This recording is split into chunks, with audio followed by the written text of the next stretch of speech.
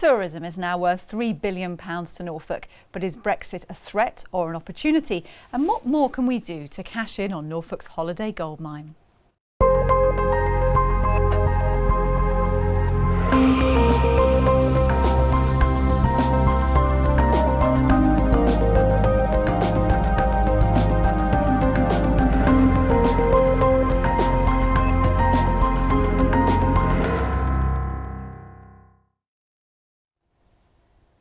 Good evening. 3/4 of tourism businesses in Norfolk think the government isn't doing enough to support them as we move towards Brexit. The county's annual survey of the industry has also raised some concerns about whether companies will be able to find workers with the right skills after we leave the EU. Mark Summers has been looking at the detail. They're the picture-perfect scenes that make Norfolk so special and its tourism industry so successful. It's worth £3.1 billion to the economy, and it employs 55,000 people who look after around 40 million visiting day trippers. Impressive stats published by accounting firm Larking Gowen, whose survey of business leaders like these has also revealed that 2/3 of tourism and leisure firms in Norfolk increased their turnover last year. Tourism in Norfolk is doing incredibly well, but the last thing we want to do is rest on our laurels. The Larking Gowen Tourism Survey is incredibly important. It allows us to benchmark basically how we're doing. The survey featured 331 businesses across Norfolk, Suffolk and Essex, including hotels, museums and shops, asking them about everything from social media and online presence to staff training. It showed positives, like the fact that more than half are planning to invest in site improvements, but also negatives. A fifth said they are now less optimistic about the future, and 77% said they don't think the government's doing enough to support the industry. Broads tourism and Norfolk tourism is made up of small, medium enterprises. And I think everybody's hard at it. They're hard at the grindstone, in their own businesses. And this sort of survey gives us an opportunity to benchmark ourselves against the whole sector, which I think is really, really vital. So, what impact will Brexit have on the tourism industry, and is the government doing enough to support it? Here to talk about this is Chris Scargill from Larking Gowen, the accountants firm which carried out the survey. Also with us, Lucy Downing from Norfolk County Cottages and Tom Blofeld from the family adventure park Bewilderwood. So, we'll talk about solutions later, but first of all, what are the kind of problems that came up in your survey? Brexit was a clear indicator of concern. Majority of businesses, 73%, anticipated growth in numbers of visitors and spend taking place. But there are going to be some cost issues and some staffing issues that may arise as well. And when we say cost issues, what kind of things are we talking about? We've already seen increases in fuel prices, bringing goods in from abroad, the hospitality sector, there's a big wine. Our shopping bills are going up. Exactly, the shopping bills are going up. We're bringing in goods from abroad. Linen is coming in at more expensive rates than before. So they're all businesses are seeing an increase in their costs. Lucy Downing, what kind of problems do you see looking forward? I think when you look at if we've got a growing tourism industry, which we have, we need people to facilitate that. So I think there's going to be a real focus on training people from university, college, school, and really putting hospitality in the spotlight. I think it's perhaps a sector that people don't think about going into, and there are so many avenues to approach, whether you love people, IT development, everything. There's so many avenues that people can go into. Is that specific to the UK? I mean, is it more popular to go into that kind of industry on the continent, perhaps? Yeah, I think there's a real pride, actually, waiting. I mean, in France, it's a skill. It's something that people are really proud of. People train for years to be sommeliers, don't they? And wine waiters. They do, definitely. And I think that's something that perhaps it's just not thought about as much. And it's a fun industry to be in. You're making people have a great time. That's your role. So I think definitely needs to be sort of brought into the agenda for education more. Tom Blofeld, what kind of challenges do you see looking ahead? In some ways, what we're facing, I think, could be really positive as well, partly because we've all been to Europe and the States recently and found out how much more it hurts. I mean, people are going to stay here and come and see our beautiful country. This is the sunniest bit of it. Do you mean the exchange rate in terms of how much it costs? The exchange rate is 20% more expensive to knock around Europe. It's not fun. So it's an awful lot better here. I completely agree that we're going to have to rise to meet this, because I think the way to get people to enjoy it here is going to be about value and making our tourist offer really classy and what people want to go to. So that's the problem we're going to have to face, is that it won't fall off a log. and we're going to have to fight to make sure that we are of the sufficient standard that we should be. Okay, well, as you've mentioned, some people are concerned about the future of the tourism industry, but others are more optimistic. Pete Waters from Visit Norfolk says there have been some short-term benefits since the vote to leave the EU last June.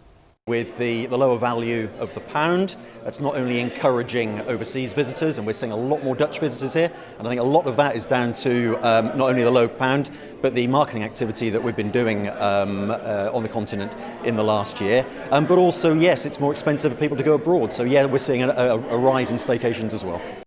So does that mirror the experience that you've all seen, more people coming from the continent already since last June? There's definitely been an uplift in inquiries from abroad. Visit East Anglia has put a lot of effort into Holland, as you saw from the video. And so again, we're starting to see that opportunity come here, and people will be able to come here because it is a price-sensitive product. Although I'm really noticing that actually it's the Brits are coming here. This is only one bit of Britain. It's the nicest, coolest, most beautiful bit of Britain there is. And they finally clocked to come here. So I'm seeing more Brits from other parts of Britain than I've seen before. As much, Pete's doing fantastic work, so that's why we're getting Dutch people. He and VEA, both of us know a bit about that, me and Chris, are involved with that, and that's working. But at heart, it's the Brits going to Britain and loving Britain. And why are they coming here? So why do they love it? I think as Visit Norfolk and Visit East Anglia have done some great work, and I think if you'd have asked 5 years ago, name top 5 UK holiday destinations, Norfolk wouldn't have been in those top 5. It was Cornwall, Wales, the Lake District, and now I think Norfolk is featuring in that top 5, and I think that's why we're seeing that increase in visitors. Also for us, we've seen that Dutch visitor grow, but also from America. The royal thing definitely had an effect with us. We did see an increase. With Kate and Will's living in Norfolk, did it help? Absolutely. And also I know Visit England worked quite hard to get people out of London, so people are coming from abroad into the UK. They were generally coming to London and then leaving again, and they really worked hard on actually come to London and then go out of London and explore some of the UK, and obviously we're very close to London, so it's benefited us hugely. And social media is working as well. The vast majority of businesses in Norfolk now use Facebook and that sort of thing, and as we've seen, the social media trend works because people will trust what someone else has said on Facebook, and actually the people who have come find it's really good, come again, tell their friends, so actually there's a growing populace, and that's the quality. Creating. That's the quality thing, is if you can get your likes on Facebook going up, they've got to be valid likes. Yes. You've actually got to be worth liking, and then people will trust you and so forth. And although the one thing I would say about getting them out of London and so forth is it's also marketing. It's straight old-fashioned marketing, which now uses social media by all means. But we know that we've got problems with broadband and mobile phone signals here in Norfolk. God, yeah. You're shaking your head. So I mean, how do you get your visitors to engage with social media when they've got no signal? Well, I mean, obviously they can at home, but this is a really big problem because our online booking, which is a much cooler way of booking from our point of view, we understand what's going on, we can deliver, and people know that they can come in. It's just gone from 14% to 28% in the last year, and I think that's a social phenomenon. But what they want their tablets to damn well work. So if you're in the middle of a do they work where you are? They do, but I mean, if where your cottage is, it don't work, it's a bit annoying not to be able to say, right, that's Bewilderwood sorted, we're going there. And I really think, message to the politicians of Norfolk, get your finger out.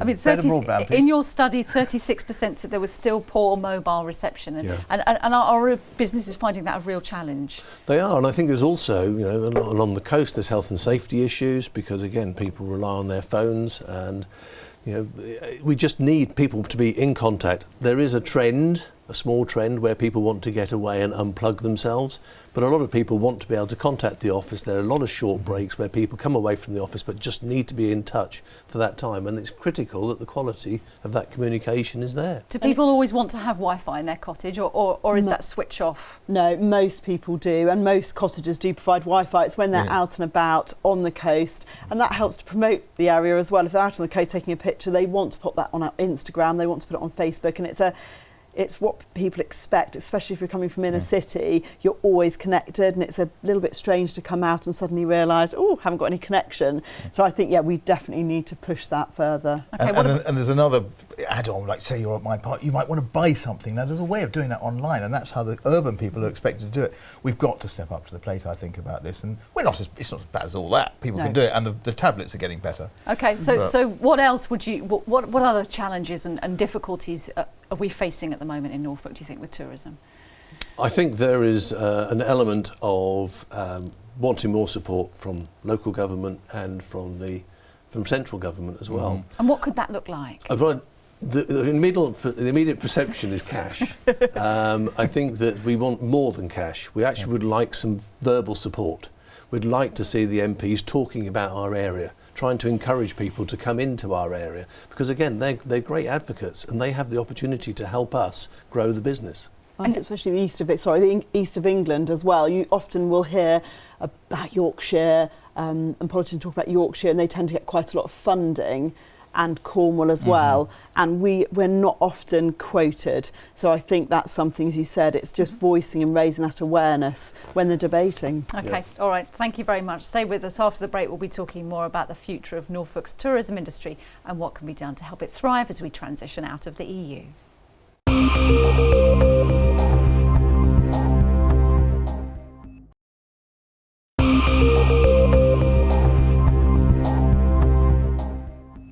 Welcome back. Tonight we're talking about Norfolk's tourism industry after Brexit. Here to discuss how to make the most of it is Chris Scargill from the accountants firm Larking Gowen, Lucy Downing from Norfolk Country Cottages and Tom Blofeld from Bewilderwood. So what can be done to help our tourism industry thrive in our county? Victoria's savoury is from the Brewers Adnams.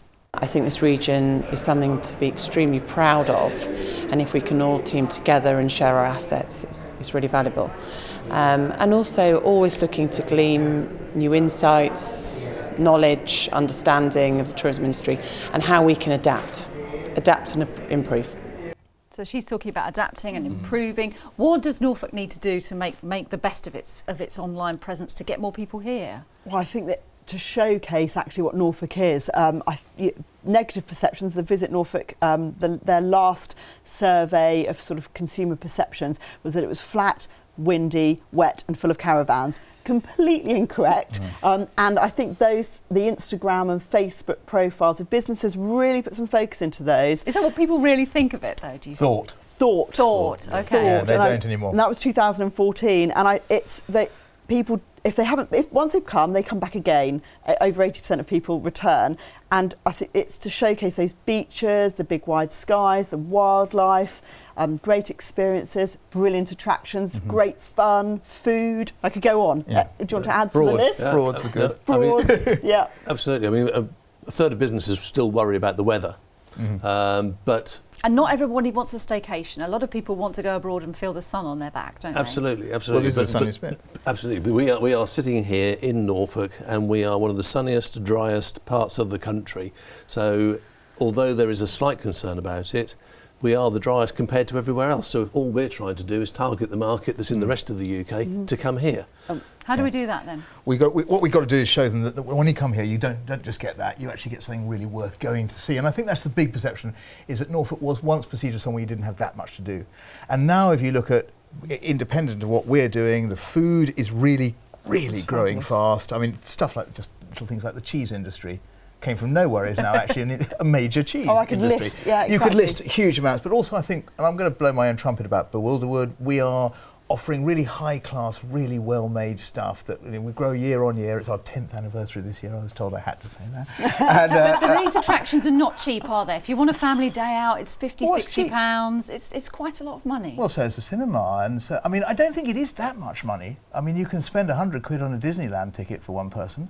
It's quite good value when you consider what you're getting out of it, and when you consider that you take a villa in Greece and it's £3,000 a week minimum, and you've got flights and the rest of it. No, you can spread large. But you can come also to Norfolk and enjoy a very low cost break. Yeah. We've got some artisan food places, we've got the beaches, great landscapes. I think there's a lot of things you can do here without spending money, and you can then treat yourself to Bewilderwood at the end of your holiday. Absolutely, the beaches are free if you've spent it all with me. Okay, all right. Well, we know that we've talked earlier about technology and how it can sometimes be an issue in Norfolk with poor broadband and mobile phone signals. Karen Longdon is from Wyndham Vacation Rentals, and she says using the technology we do have will play an important role in the future. Nowadays, our smartphones, our experiences, our social media, our relationships are all very interconnected, and they're all really based around technology and how we use it. I think the power is in personalisation, and I think that we see some great examples of how data is used in the wider consumer space now to understand customers. I think for travel and tourism, that's probably the next step of the game. So we talked about people using social media, but are you using that kind of data to understand your customers better and make the most of it? We are, yes, and it helps you to see trends and also what your customers want so that you can actually give them what they're looking for.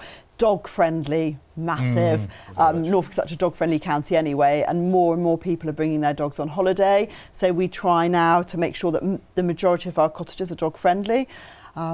Whether the trends on when people are coming with children, and you mentioned about people wanting to go abroad, but what we've seen looking at data is that people are coming on more holidays. They're shorter holidays, short breaks, so you can come for a slow weekend, mixed up with the main holiday. So people are wanting to get away for more times in the year, and they can't perhaps... Has the person changed who's doing that? I remember my mum and dad flicking through a catalogue of cottages across the UK, but now of course people are going online, TripAdvisor. Has it changed the kind of person who comes on UK holidays? I think it is changing, definitely becoming younger. We saw for the first time last year the biggest growth in the 18 to 36 age group for us, which was really exciting. Lots of couples and groups of friends coming on holiday. So, and self-catering has become very trendy. That's what we're finding from customers. We always feedback forms at the end of every holiday that it's a great way to holiday, and it allows you then to cook your own food using local produce, but you can then go out to a restaurant,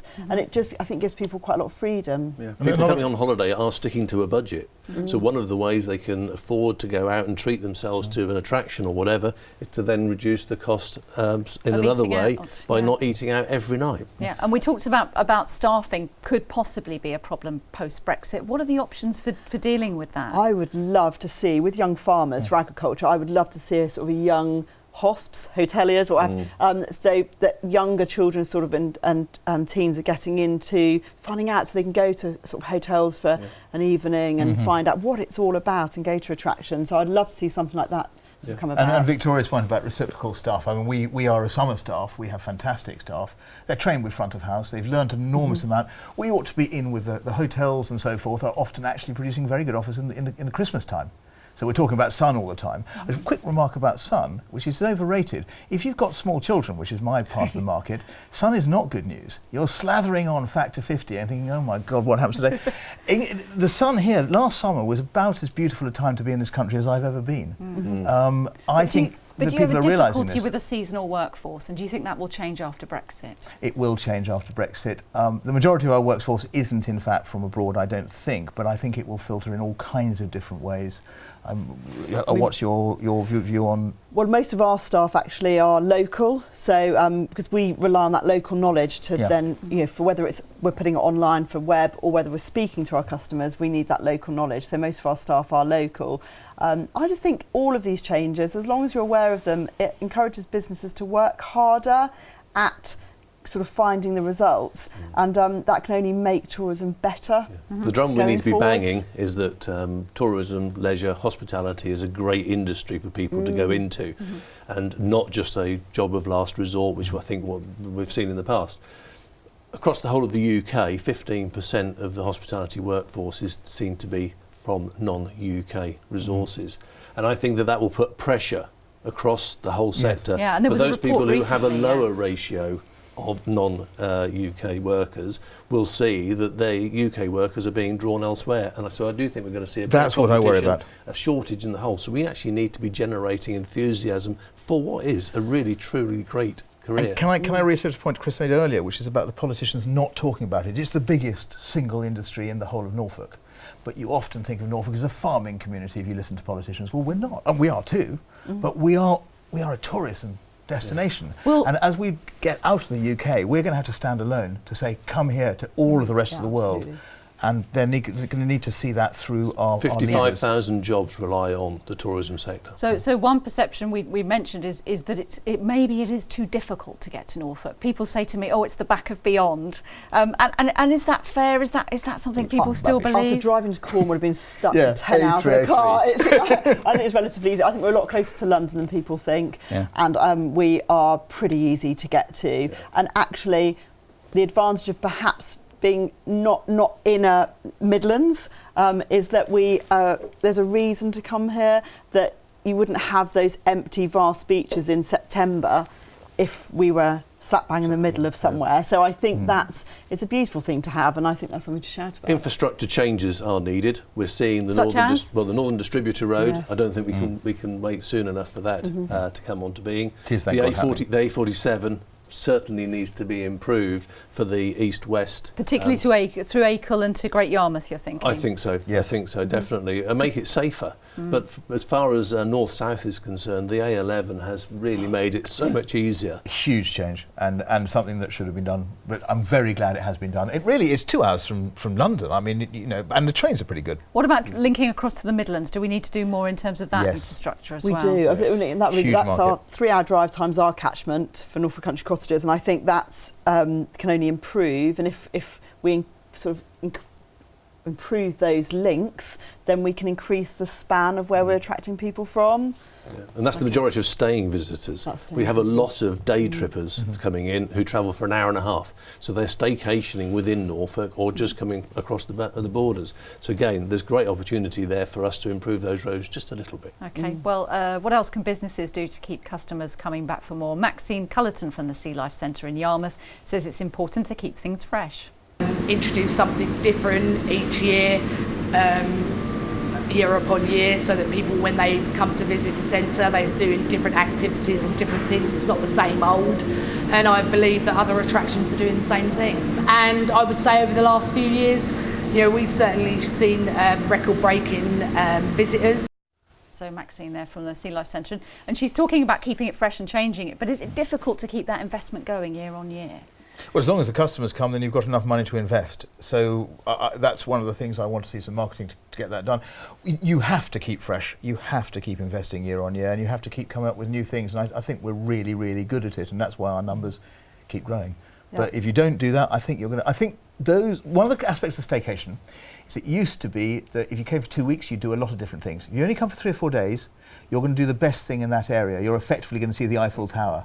If you sort of mean, we need to be, each one of us, the must-go-to in our sector, and that means change and improving. How can businesses keep investment going when money is tight and people are going to be saving money rather than spending? I think it's showcasing Norfolk, and that doesn't take a huge amount of investment to tell those stories. And with the deep history coast on the east coast, with all those heritage finds, we've got the story now sort of launching of the friendly invasion. So 300,000 American soldiers came here in the Second World War, and Steven Spielberg and Tom Hanks were about to make their 3rd HBO series, all based in South Norfolk. So we have got some fantastic stories to tell, and that will attract people as well. I mean, I know from us, we do promote cottages, but we're promoting Norfolk mainly. A quick last word, Chris. What else could we do?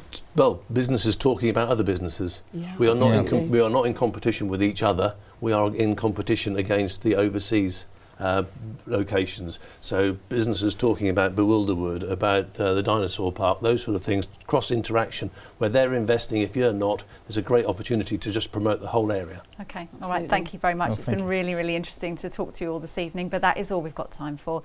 As always, you can add your thoughts by getting in touch on Facebook. We're also on Twitter @MustardThisWeek. Good night.